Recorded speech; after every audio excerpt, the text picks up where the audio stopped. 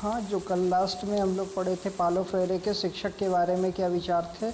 अब इसके बाद में हम देखेंगे शिक्षार्थियों के परिप्रेक्ष्य में पालो फ्रेरे ने अपने क्या विचार व्यक्त किए हैं, जिसमें से पालो फ्रेरे के जो शिक्षार्थी के परिप्रेक्ष्य में विचार हैं कि फ्रेरे शिक्षा प्रक्रिया में, वैसे सभी लोग इसमें शिक्षा प्रक्रिया में शिक्षार्थी को इन्होंने बहुत ही महत्वपूर्ण स्थान प्रदान किया है।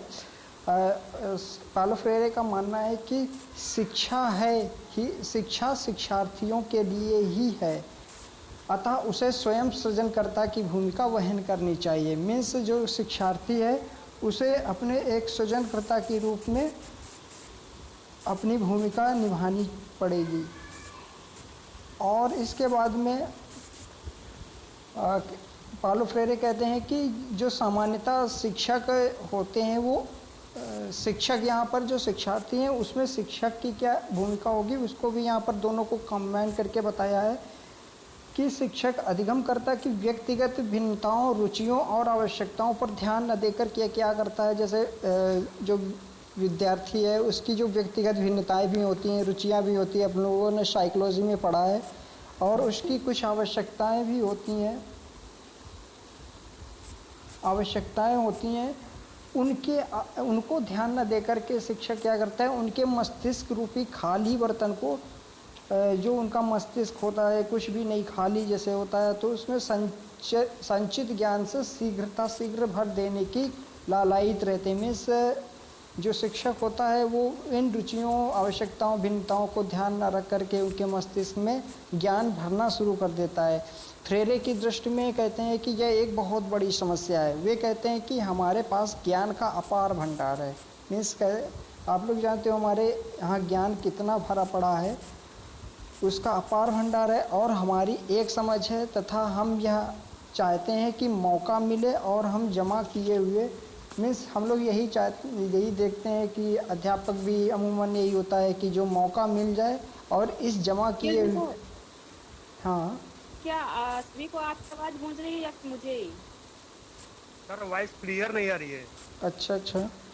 यस सर, गूंज रही आवाज़। ओके, कोशिश करते हैं।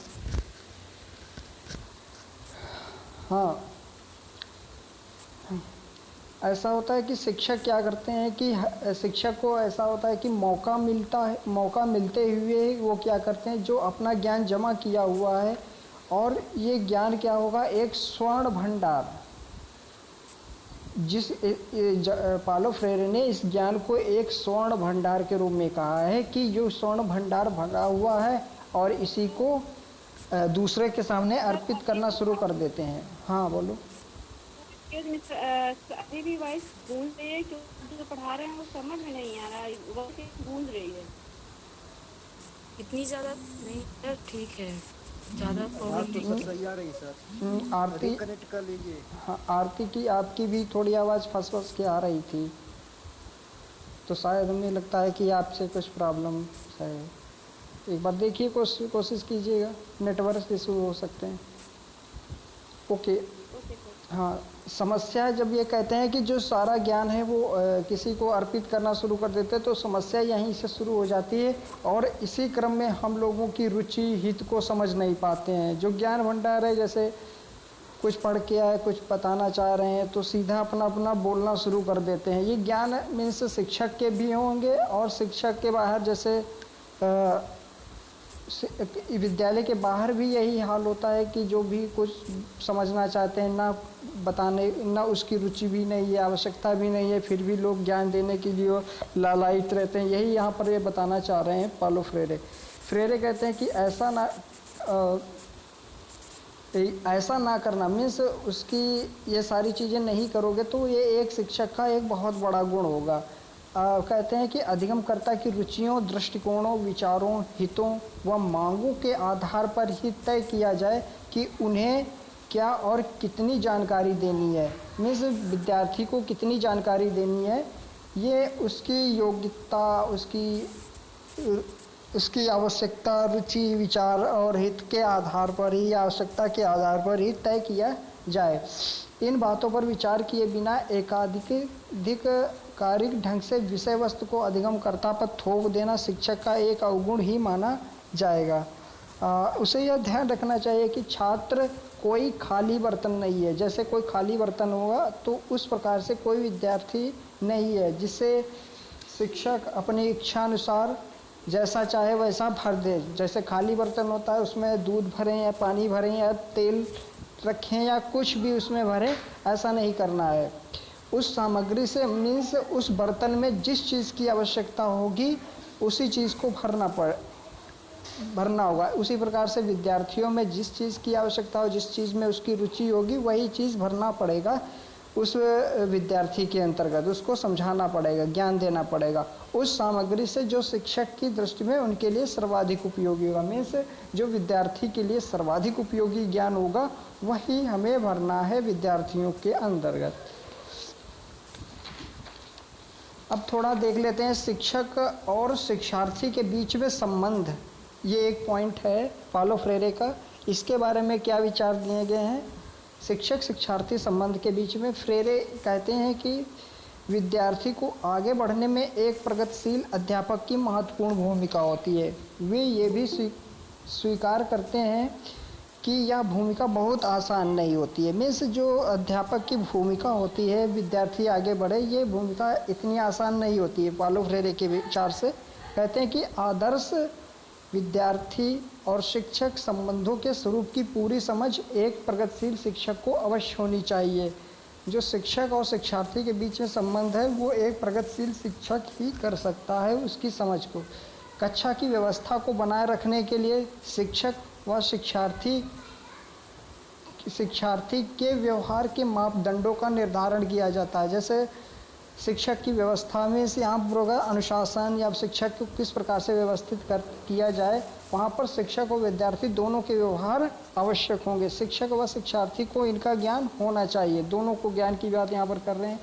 इनमें उनकी पूर्ण आस्था होनी चाहिए। और कहते हैं कि अपने कर्तव्यों से विमुख शिक्षक शिक्षार्थियों से आदर्श व्यवहार की मांग नहीं कर सकता है। जैसे शिक्षक कोई भी होता है वो अपने कर्तव्यों से विमुख है, जो भी उसके शिक्षक के कर्तव्य के तौर पर आते हैं उनसे वो दूर भाग रहा है, तो वो शिक्षार्थियों से भी एक आदर्श व्यवहार की अपेक्षा नहीं कर सकता है। अपना सम्मान खो चुके शिक्षक शिक्षार्थियों पर अपना अधिकार भी खो देता है। और ऐसा होता है कि जब ये अपने कर्तव्यों से विमुख हो जाता है शिक्षक, तो वो शिक्षार्थियों से अपना सम्मान खो देता है ना, ऐसा होता। और ये है कि विद्यार्थियों वो छात्रोचित व्यवहार रखें। जो छात्र हैं वो छात्रोचित व्यवहार रखें, व्यवहार के मानकों का पालन करें, जो भी व्यवहार के मानक हैं। शिक्षक का सम्मान करें, मतलब यहाँ पर इसके शिक्षार्थियों के लिए भी बताया गया है कि वो शिक्षकों का भी सम्मान करें, व्यवहार के मानकों का पालन करें। इसके लिए ज़रूरी है कि शिक्षक भी शिक्षक व्यवहार के मानदंडों के अनुसार ही आचरण के, मतलब शिक्षक को भी करना है और शिक्षार्थियों को भी करना है। सीमाएं या प्रतिबंध अर्थात ये नियम होते हैं, ये अनुचित, दमनात्मक, पक्षपातपूर्ण व अन्यायपूर्ण दृष्टिगोचर हों तो उनको बदलवाने के लिए प्रयत्न करना ये व्यक्ति का अधिकार मानते हैं फ्रेरे कहते हैं जो भी सीमाएं हैं, प्रतिबंध हैं, नियम है, दमनात्मक नियम है, पक्षपातपूर्ण नियम है, अन्यायपूर्ण, ये सारी चीज़ें हैं, इनको आप बदलवाने की मांग कर सकते हैं, ये आपका अधिकार है। अब फ्रेरे के विचार विद्यालय के परिप्रेक्ष्य में क्या है, विद्यालय के बारे में देखते हैं कि विद्यालय के बारे में फ्रेरे क्या विचार देते हैं। फ्रेरे कहते हैं फ्रेरे के समय जो विद्यालय है, विद्यालय की संस्कृति के वाहक माने जाते थे। परिणामतः वे परंपरागत कह सकते हैं संस्कृति पर आधारित होते थे। फ्रेरे उस परंपरागत संस्कृति के विरोधी थे जो वर्ग भेद की पोषक थे। मीन्स पहले भी हम लोगों ने पढ़ा है कि उस संस्कृति के ये परम विरोधी थे जो वर्ग भेद बनाता है। वे लोकतंत्री जीवन शैली के पक्षधर थे और विद्यालयों से यह अपेक्षा करते थे कि वे वर्ग भेदी संस्कृति के स्थान पर समाजवादी संस्कृति के वाहक के रूप में कार्य करें। मीन्स वर्ग भेदी संस्कृति नहीं चाहिए, समाजवादी संस्कृति के रूप में कार्य करें विद्यालय। फ्रेरे का विश्वास है कि विद्यालय व्यवस्था का कुशल संचालक, प्रशासक व शिक्षकों की कार्यकुशलता जो विद्यालय की व्यवस्था है वो कौन कर सकता है? एक कुशल संचालक प्रशासक होगा, शिक्षक की कार्यकुशलता से हो सकता है और उन सबकी समर्पण भावना से, कार्य अपने कार्य से जुड़ाव से और विचारात्मक प्रतिबद्धता जैसे कारकों पर ही विद्यालय की व्यवस्था सुचारू रूप से चल पाएगी। उनके अनुसार स्कूल ऐसा होना चाहिए जो बच्चे को अपनी ओर आकर्षित करे। मीन्स ऐसा विद्यालय नहीं हो कि बच्चे विद्यालय ना जाएं, और विद्यालय ऐसे हों जो विद्यालय अपनी ओर बच्चों को आकर्षित कर सकें। बच्चा स्कूल उसकी इच्छा हो कि वो विद्यालय जाए और विद्यालय से वो भयभीत ना हो। स्कूल में बालकों को समुचित स्वतंत्रता भी मिलनी चाहिए, उनमें लोकतांत्रिक, नागरिकता तथा बौद्धिक अनुशासन के गुणों का भी विकास हो। फ्रेरे इसके बारे में एक कथन के द्वारा अपना विचार देते हैं कि मैं इस बात को समझ ही नहीं पाता हूँ कि वह कैसा स्कूल है जहाँ बच्चे जाते हुए डरते हों, उदास हो जाते हों। मीन्स विचार ये करते हैं, फ्रेरे कह रहे हैं कि वो कैसा स्कूल होगा जहाँ बच्चे जाने से डरते हैं, जहाँ जा कर के उदास हो जाते हैं। वो कहते हैं कि इससे बदतर स्कूल समझना चाहिए, मतलब जहाँ पर ऐसा कुछ हो रहा है तो वो एक बदतर स्कूल होगा, लेकिन मैं उस स्कूल को भी अच्छा नहीं मानूंगा। मतलब यहाँ पर फ्रेरे ये भी विचार दे रहे हैं कि मैं उस स्कूल को भी अच्छा नहीं मानूंगा जहाँ बच्चे हमेशा खेलते रहते हों, वह स्कूल भी खराब है। मतलब दोनों तरीके से, जहाँ पर बच्चे जाने से डरते हैं, उदास होते हैं, वो भी खराब, जहाँ पर बच्चे हमेशा खेलते रहते हों वो भी स्कूल खराब है। अच्छा स्कूल वह है जहाँ बच्चे को पढ़ने में आनंद आए। मीन्स अच्छे स्कूल के बारे में यहाँ बताया जहाँ पर बच्चे को पढ़ने में आनंद महसूस हो, खुशी महसूस हो, ऐसे स्कूल को वो अच्छा स्कूल मानते हैं। वहाँ बच्चे को बौद्धिक विकास हो, मतलब बच्चे का बौद्धिक विकास हो और बौद्धिक विकास के साथ साथ अनुशासित भी हो। अनुशासित रहे, ज़बरदस्ती अनुशासित रहने वाले की बात नहीं, यहाँ पर अनुशासित वो खुद से रहना सीखे, ऐसे विद्यालय को वो मानते हैं। लोकतांत्रिक दृष्टि से सोचे तो लगेगा कि अनुशासन हमारे जीवन पर बंधन लगाता है और हमें स्वच्छंद नहीं रहने देता, परंतु ज्ञान प्राप्त करने के लिए, बेहतर जानकारी प्राप्त करने के लिए बौद्धिक अनुशासन की आवश्यकता होती है। ये कहते हैं कि अनुशासन हमारे जीवन पर बंधन नहीं लगाता है, बल्कि वो हम अपने ज्ञान को प्राप्त करने के लिए, हम अपने जीवन को बेहतर करने के लिए हमें बौद्धिक अनुशासन की आवश्यकता ज़रूरी है। अब इसके बाद में कुछ और विचार देखते हैं। विद्यालय के बारे में ये विचार थे पाउलो फ्रेरे के।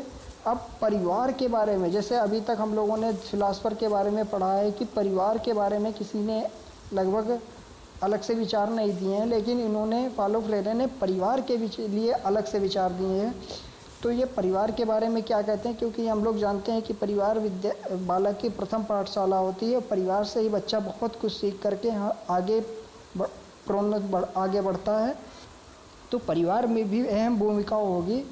क्या कहते हैं पाउलो फ्रेरे? पाउलो फ्रेरे कहते हैं कि माता पिता के द्वारा परिवार में बच्चों को उनकी सीमाओं से भी स्पष्ट रूप से अवगत करा दिए जाना चाहिए। मतलब जो भी बच्चों की सीमाएं हैं परिवार की, माता पिता द्वारा वो स्पष्ट रूप से बता देनी चाहिए। उन्हें बोध कराया जाए कि परिवार में सभी दूसरे सदस्यों की सीमाएं की भांति उनकी भी सीमाएं हैं। ये भी माता पिता का कर्तव्य है कि बच्चे को ये ज्ञात करवा दिया जाए कि यहाँ पर मेरी भी माता की भी कुछ सीमाएं हैं, पिता की भी सीमाएं हैं, आपके भाई बहन मतलब सबकी कुछ न कुछ सीमाएं हैं, इसलिए आपकी भी कुछ न कुछ सीमाएं अवश्य हैं। ये हमें माता पिता को कहते हैं कि अवगत करा देना चाहिए। लाड़ प्यार के नाम पर, ये कहते हैं कि लाड़ प्यार के नाम पर बच्चों को मन चाहा करने की छूट देना उन्हें बिगाड़ना ही है। जैसे कोई माता पिता होते हैं क्या करते हैं, लाड़ प्यार से बच्चों को सिर पर चढ़ा लेते हैं, ऐसा नहीं करना है। मीन्स उनको छूट नहीं देना है। अगर छूट दे रहे हैं तो वो बिगड़ रहे हैं।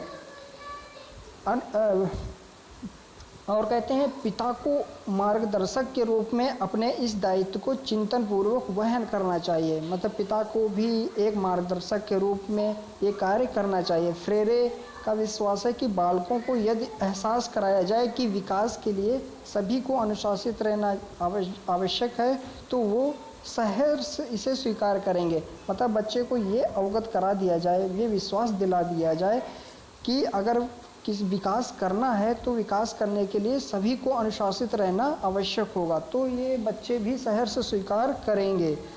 और कहते हैं कि माता पिता व परिवार के बड़े सदस्यों में पारस्परिक प्रेम व सौहार्द से परिपूर्ण वातावरण का बालकों के विकास पर सकारात्मक प्रभाव पड़ता है।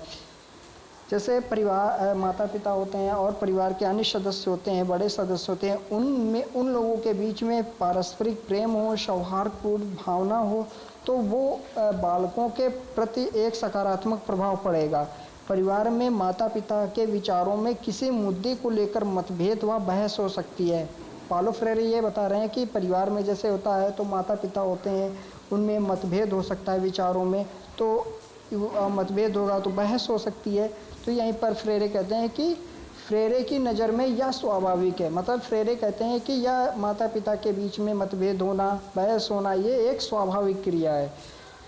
और कहते हैं कि माता पिता दोनों किस प्रकार से स्वतंत्र व्यक्तियों के स्वामी हैं, मतलब माता अलग स्वतंत्र है, पिता वो भी स्वतंत्र हैं, परंतु ये कहते हैं कि यह टकराव बच्चों के सामने ना हो। मीन्स जो बहस हो रही है, जिन मुद्दों पर बहस हो रही, मतभेद हैं, वो बच्चों के सामने नहीं होने चाहिए। यदि माता पिता आपस में लड़ते हैं और बच्चे का ठीक से विकास नहीं कर पाते हैं तो वह बड़ी ही दुखद और निराशाजनक स्थिति है।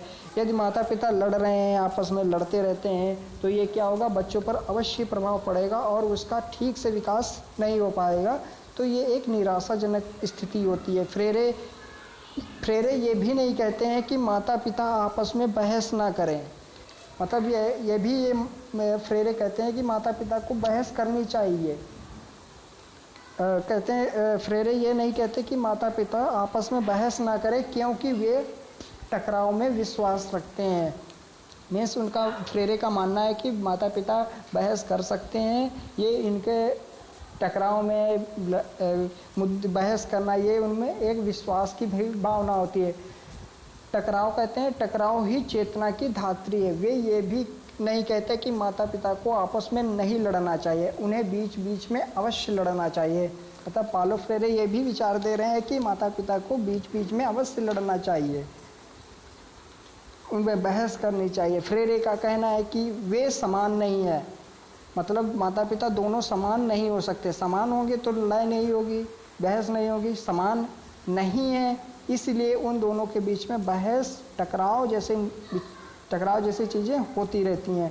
वे एक दूसरे के विरोधी भी नहीं है, मतलब वे अगर समान नहीं है तो वे एक दूसरे के विरोधी भी नहीं है। माता पिता के बारे में बता रहे हैं कि वे एक दूसरे के विरोधी भी नहीं है।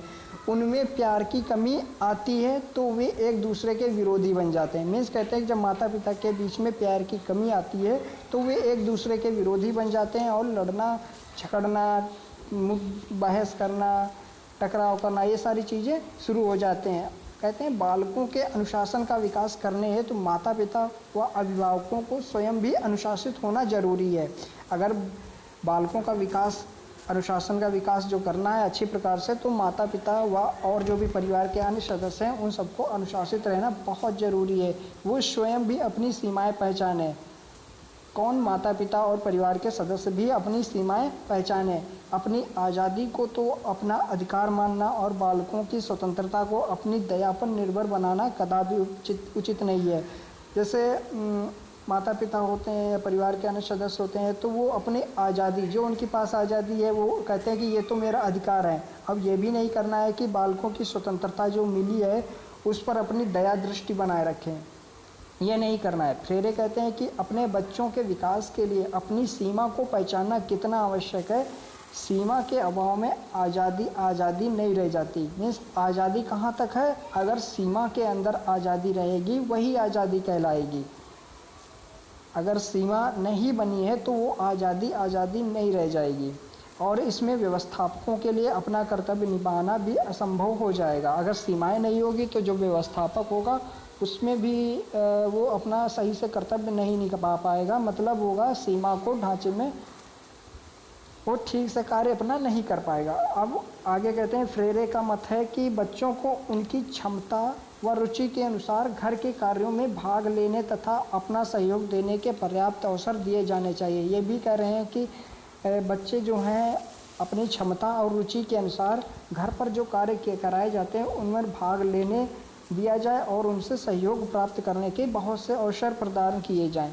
यह करके सीखना उनके समुचित विकास के लिए बहुत ज़रूरी होगा। जब वो बच्चे अपनी रुचि व क्षमता के अनुसार करके सीखेंगे तो वो उनके विकास के लिए बहुत आवश्यक होगा। आप लोग जानते हैं जो करके सीखते हैं वो कितना यूज़फुल होता है।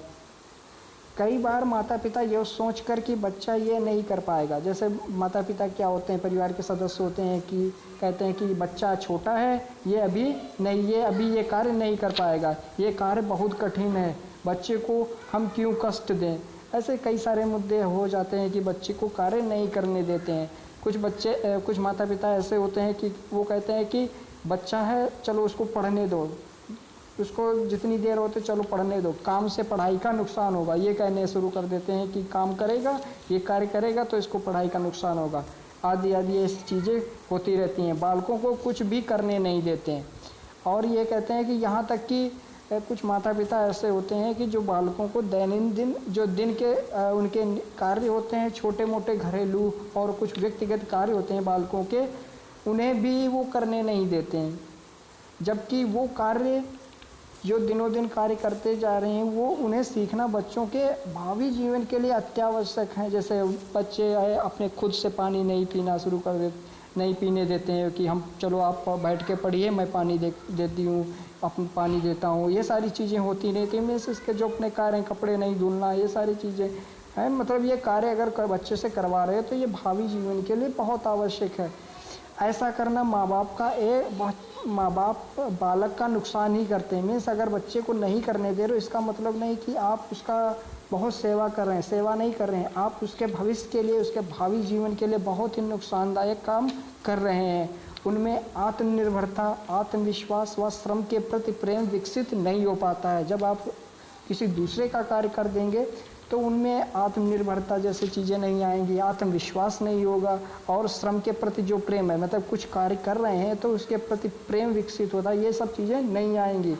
माता पिता द्वारा बालकों को सद्गुणों की शिक्षा देना व उनसे निरंतर संवाद करना भी उनके विकास के लिए महत्वपूर्ण है।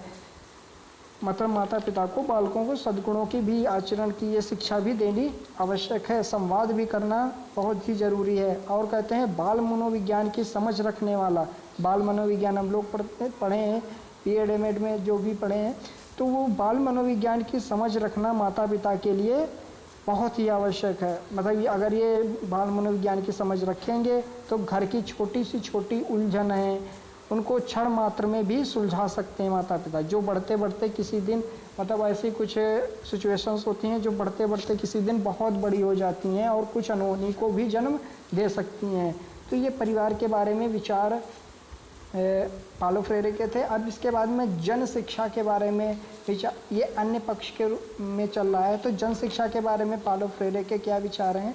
वो कहते हैं कि फ्रेरे ने अनुभव किया कि गरीबी का मुख्य कारण क्या है?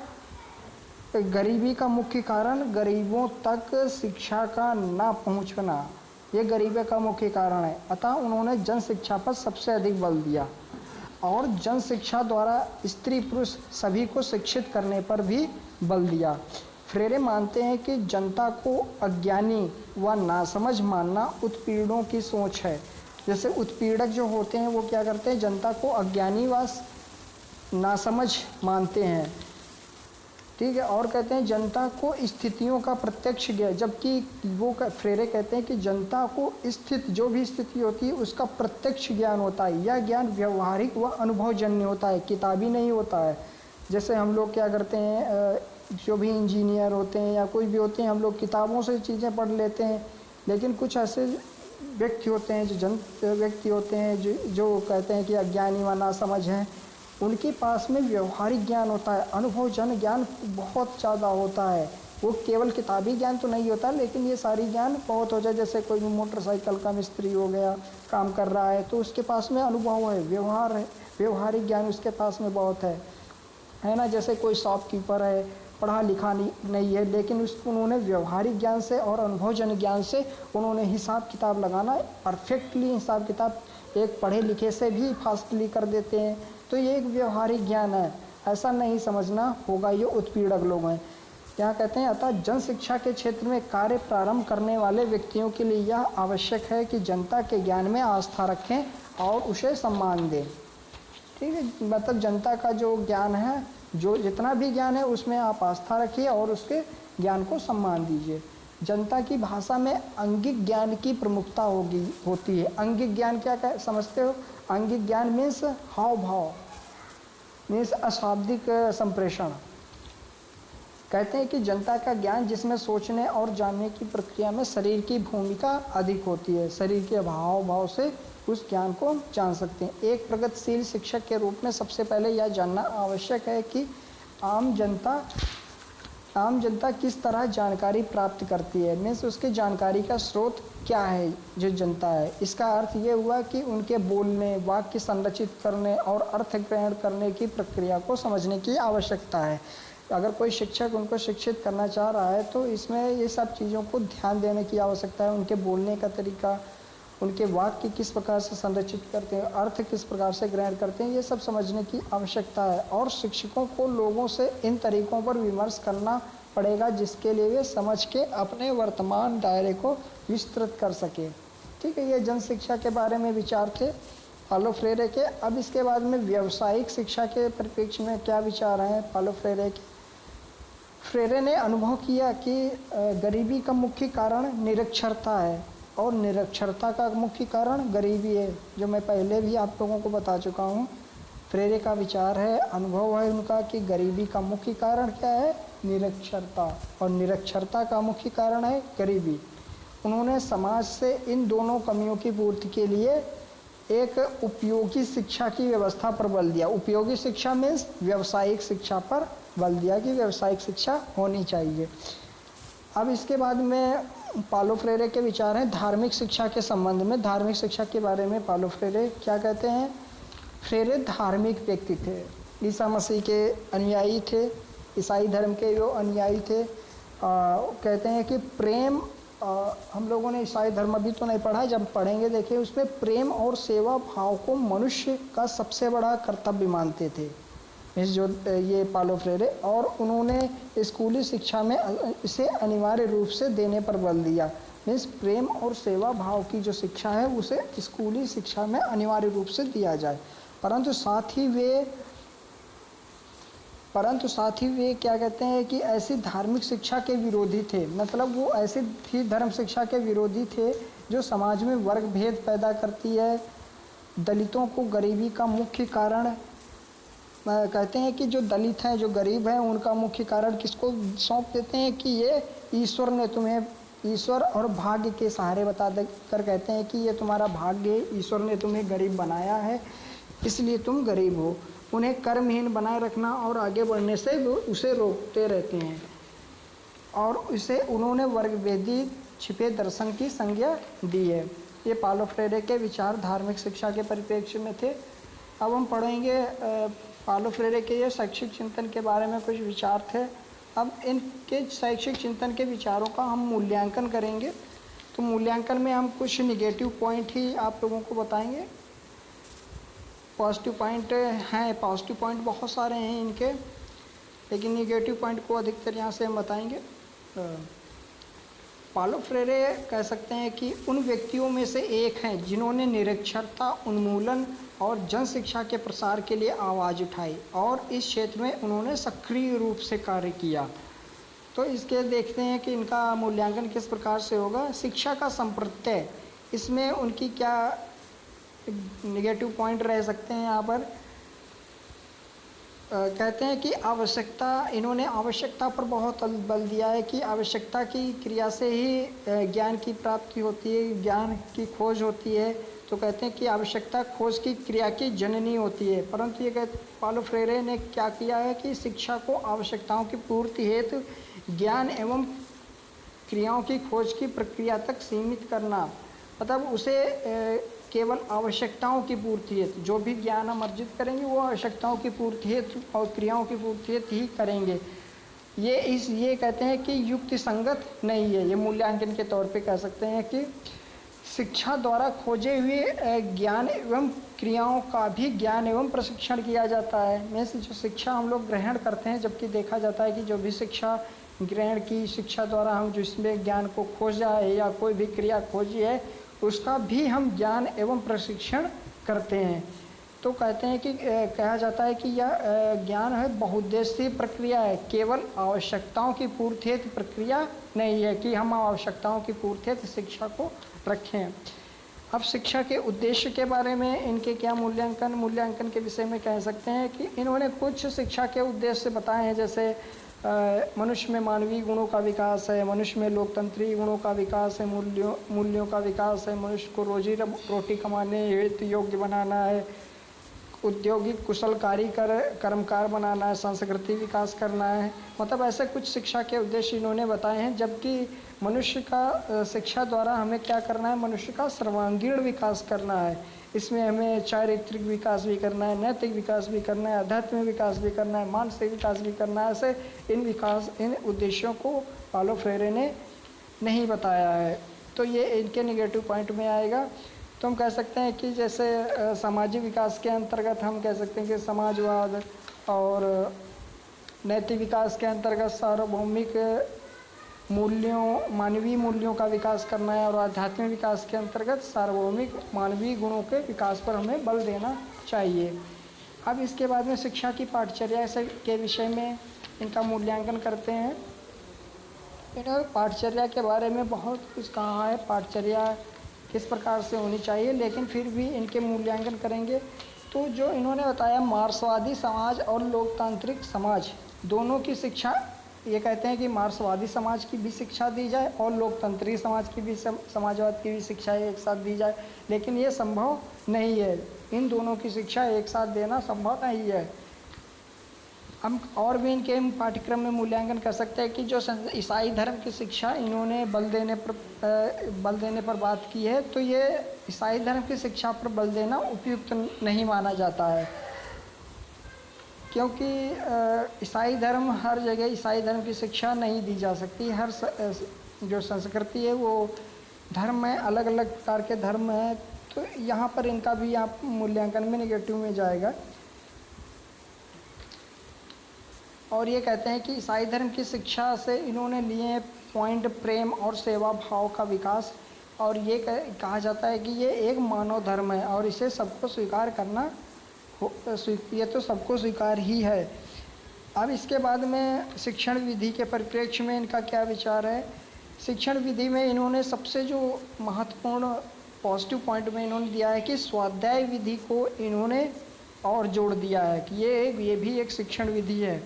और कहते हैं कि नेगेटिव पॉइंट में देख सकते हैं, तो इन्होंने, यदि मनुष्य सब कुछ अपने प्रयत्न और अनुभवों द्वारा ही सीखते रहते तो हम यह विकास कैसे कर पाते हैं। इन्होंने कहा है कि मनुष्य अपने प्रयत्न और अनुभव द्वारा सीखे। अगर ये सब हम अनुभव प्रयत्न से सीखना शुरू कर देंगे तो हम इतना विकास कैसे कर पाते। विकास तो कैसे होता है, पूर्व ज्ञान के साथ नए ज्ञान को जोड़ने से होता है। विकास की प्रक्रिया होती है, जैसे हम लोग पूर्व ज्ञान की पुस्तकें पालो फ्रेरे और भी फिलासफर के बारे में पढ़ रहे हैं, अब इनसे हम नए ज्ञान को जोड़ेंगे तभी विकास होगा। हमारी दृष्टि से शिक्षण अधिगम को केवल खोज विधि तक सीमित करना सही नहीं है। इससे हमें इतना ही सीखना चाहिए कि बच्चे सीखने की क्रिया में निष्क्रिय श्रोता न बनकर सक्रिय भाग लें। अब ये कहते हैं कि इन्होंने जैसे बताया कि स्वाध्याय विधि पर जो बात कही है वो एक सबसे युक्त संगत बात है। कहते हैं कि स्वाध्याय द्वारा क्या होता है कि पूर्व खोजे ज्ञान का कम समय में ज्ञान किया जा सकता है, और स्वाध्याय द्वारा प्राप्त ज्ञान स्थायी होता है। निरक्षरों को साक्षर बनाने की जिस विधि का फ्रेरे ने विकास किया है उसकी उपयोगिता पूरे संसार में स्वीकार की गई है। ठीक है। अब इसके बाद में अनुशासन के विषय में इन्होंने तो पॉजिटिव पॉइंट ही दिए हैं, इनमें नेगेटिव पॉइंट तो शायद नहीं है अनुशासन के विषय में। तो पॉजिटिव पॉइंट में इन्होंने बताया है कि फ्रेरे कठोर दंड व्यवस्था से स्थापित अनुशासन के विरोधी थे। उन्होंने लोकतंत्रीय अनुशासन की स्थापना पर बल दिया है। और कहते हैं कि वर्तमान में अधिकतर देशों में लोकतंत्रीय शासन प्रणाली है और इनमें इसी प्रकार के अनुशासन के विकास पर बल दिया जाता है। और शिक्षक शिक्षार्थी के विषय में इन्होंने क्या बात कही है? शिक्षक शिक्षार्थी के बारे में इन्होंने जो निगेटिव पॉइंट दिया है कि इन्होंने शिक्षक के बारे में तो बहुत सारे बातें की है और इन्होंने इनके कर्तव्यों गुणों को कुछ बताया है, लेकिन पालो फ्रेरे ने शिक्षार्थी के गुणों और कर्तव्यों को स्पष्ट रूप से नहीं बताया है। शिक्षक के भी गुण और कर्तव्यों को स्पष्ट रूप से नहीं बताया है, लेकिन शिक्षक के जो कार्य हैं, जो इन्होंने कार्य बताए हैं शिक्षक के, उनसे हम उनके गुणों को अनुमानित कर सकते हैं, इनके कर्तव्यों को अनुमानित कर सकते हैं। लेकिन शिक्षार्थी के इन्होंने गुण और कर्तव्यों का स्पष्ट रूप से उल्लेख कहीं नहीं किया है। ये इनका निगेटिव पॉइंट जाएगा। और ये कहते हैं कि शिक्षक और शिक्षार्थियों में प्रेम एवं सहयोगपूर्ण संबंध होना ही चाहिए। ये बात लगभग सभी लोग स्वीकार करते हैं। विद्यालय के बारे में इनके क्या विचार हैं? विद्यालय के बारे में इनका कहना है कि फ्रेरे के समय आप लोग जानते हैं कि विद्यालय ज्ञान एवं कौशल के विकास के साथ साथ संस्कृति के वाहक के रूप में जाने जाते थे। फ्रेरे ने इन्हें प्राचीन संस्कृति के वाहक होने के स्थान पर देश और काल के अनुसार नई संस्कृति की निर्माणशालाओं के रूप में बदलने पर जोर दिया। मीन्स एक नई निर्माणशालाएँ बनाई जाएं इन सब विद्यालयों को।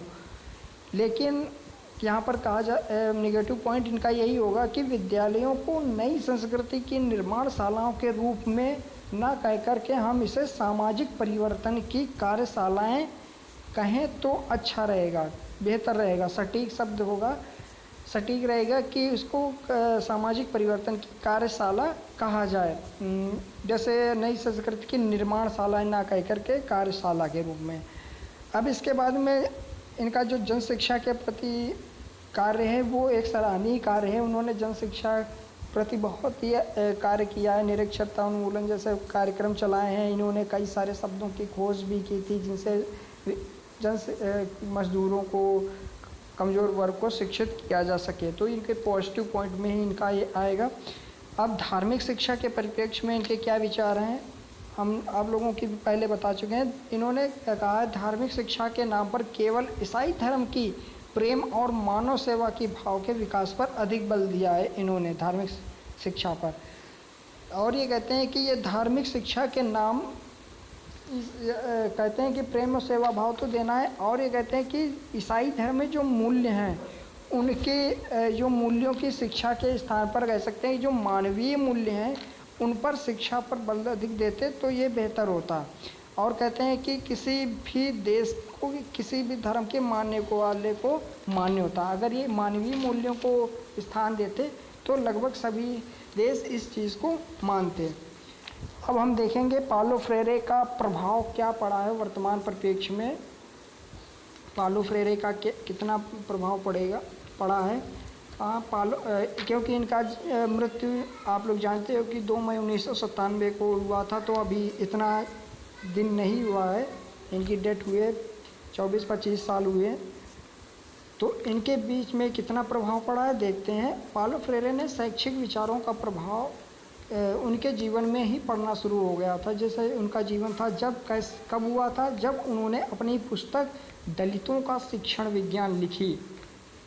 उसके बाद में जब ये पुस्तक का अनुवाद हुआ विभिन्न भाषाओं में, जिसमें से अंग्रेजी भाषाओं में जब इसका अनुवाद हुआ दलितों का शिक्षण विज्ञान, वह उस बुक के कारण, उस बुक से जो ख्याति इनको मिली वो अनेक देशों में उसके विचारों को उनके विचार पहुँचे और लोगों को उनके विचारों से बहुत अधिक प्रभावित हुए। अमेरिका में ये कह सकते हैं कि दलितों का शिक्षण विज्ञान, आजकल ये दलितों जो पुस्तक है पालो फ्रेरे की दलितों का शिक्षण विज्ञान, अमेरिका में इसको शिक्षा के पाठ्यक्रम में सम्मिलित किया गया। शिक्षा टीचर एजुकेशन में इसको शामिल किया गया है दलितों का शिक्षण विज्ञान में। और कहते हैं इनके प्रभाव को देखते हैं। 1991 में जो ब्राज़ील के नगर था साओ पोलो नगर, वहाँ पर एक इनके नाम का पालो फ्रेरे संस्थान मीन्स पालो फ्रेरे इंस्टीट्यूट की भी स्थापना की गई सन 1991 में, जहाँ पर जिसके द्वारा पालो फ्रेरे के शिक्षा संबंधी सिद्धांतों का प्रसार किया जाता है। और कह सकते हैं इसका जो पालो फ्रेरे संस्थान है, इसका मुख्य कार्यालय यूक्ला ग्रेजुएट स्कूल ऑफ एजुकेशन में है। यूक्ला ग्रेजुएट स्कूल ऑफ एजुकेशन। और इनके प्रभाव को देखते हैं कि फ्रेरे की मृत्यु के बाद 1999 में ब्रिटेन में इनके नाम पालो से एक राष्ट्रीय प्रशिक्षण संस्थान की भी स्थापना की गई। ब्रिटेन में 1999 में इनकी मृत्यु के 2 वर्ष बाद पालो नाम से एक राष्ट्रीय प्रशिक्षण संस्थान की स्थापना की गई, जिसे लेबर पार्टी ने मान्यता प्रदान की। यह संस्थान कार्यरत व्यक्तियों के प्रशिक्षण का कार्य कर रहा है। जो कार्यरत व्यक्ति हैं उनका जो प्रशिक्षण होता है वो ये संस्थान काम करता है।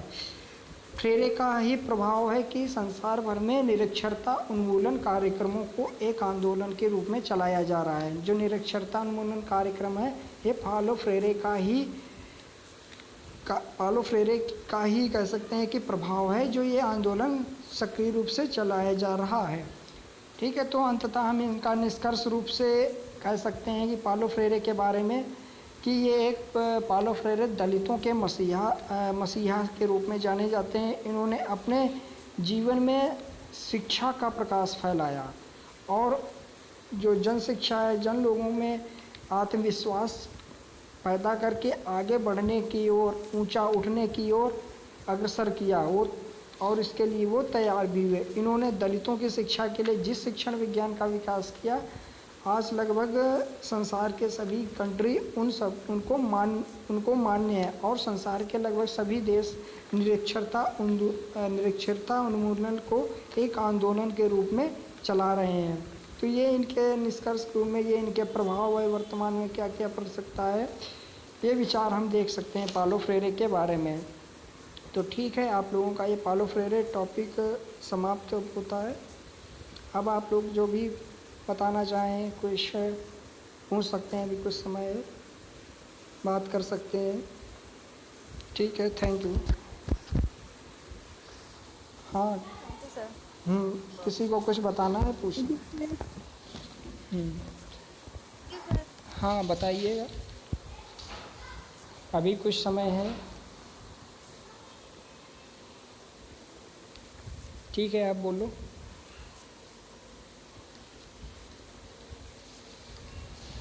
किसी को कुछ बोलना है?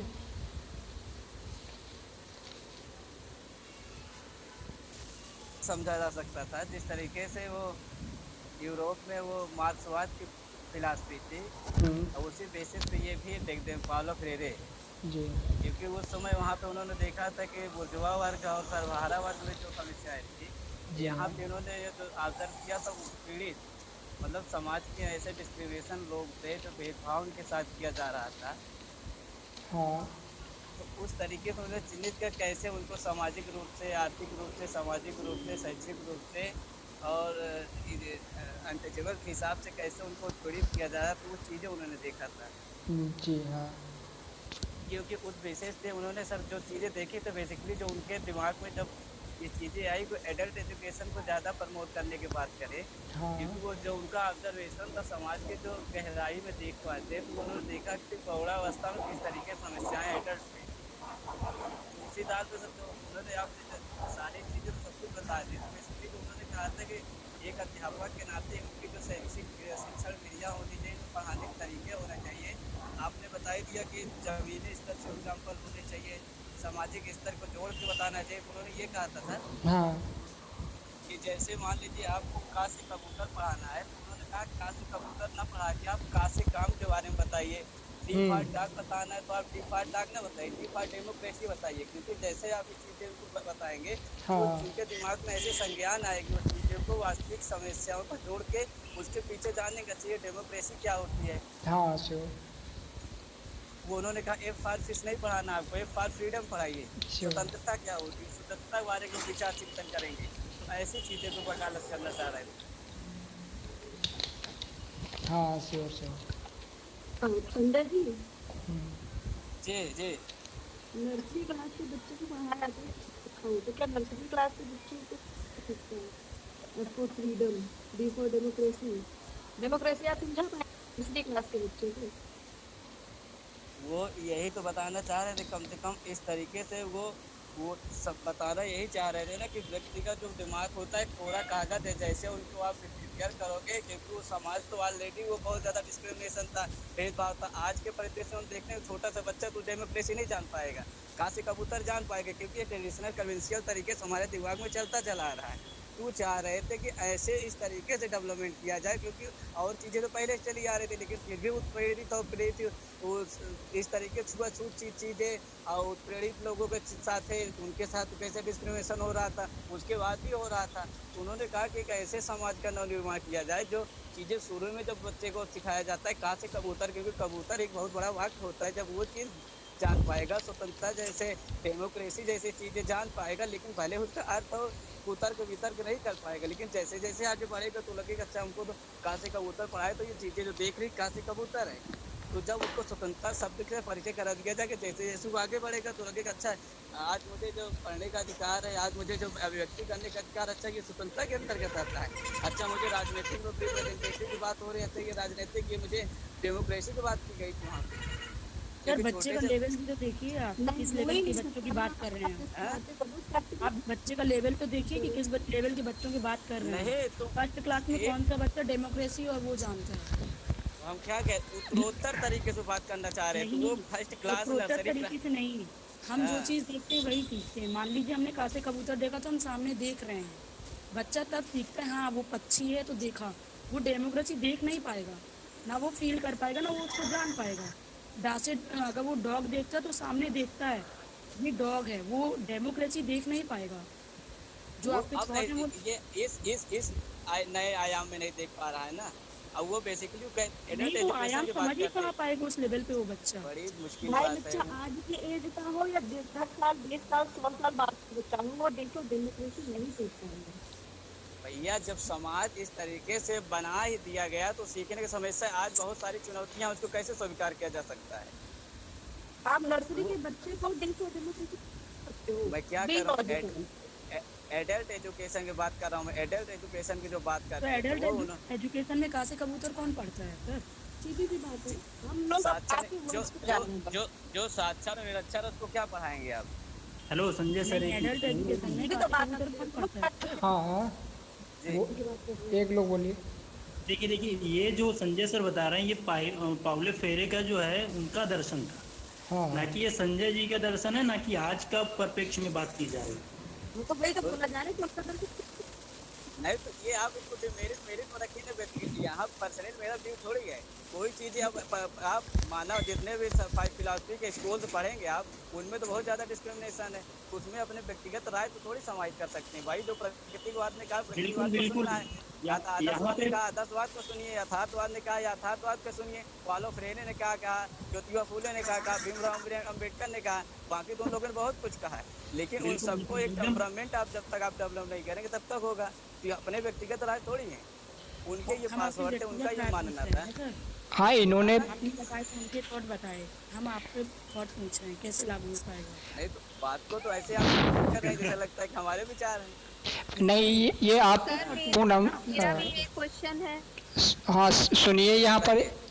ओके ओके सर, जैसा कि मतलब मेरा देश दीपक सर से है क्वेश्चन। हाँ जैसा कि इसमें मतलब सुनने से ऐसा लग रहा है कि मतलब उनका जो जीवन परिचय था वो कहीं ना कहीं मार्क्सवाद से प्रभावित था, लेकिन आपने बताया कि वो मार्क्सवाद के मतलब धुर विरोधी थे। हाँ उनका इसको सर थोड़ा सा क्लियर कर दीजिए। वो घोर विरोधी थे। वो जिनका जो विचार थे, जैसे मार्क्सवाद में क्या शोषक और शोषित वर्ग होता है, इसमें भी इन्होंने वही बात की है उत्पीड़क के रूप में। और जो जन लोग हैं, जो मजदूर और निम्न स्तर के जो वर्ग के आते हैं, जो पढ़े लिखे नहीं होते हैं, तो वही काम करते हैं। तो यहाँ पर इनको इंक्लूड किया गया कि ये भी एक मार्क्सवाद के ये विरोधी थे। वो जो जैसे मार्क्सवाद में हम लोग पढ़े थे, जो भी विचार इन्होंने बताए थे मार्क्सवाद के परिप्रेक्ष्य में, तो उसके विचारों के विरोधी थे। लेकिन जो इनका शोषित और शोषक वर्ग वाला था कॉन्सेप्ट, ये इनके विचारों से मिलता था। इसलिए यहाँ पर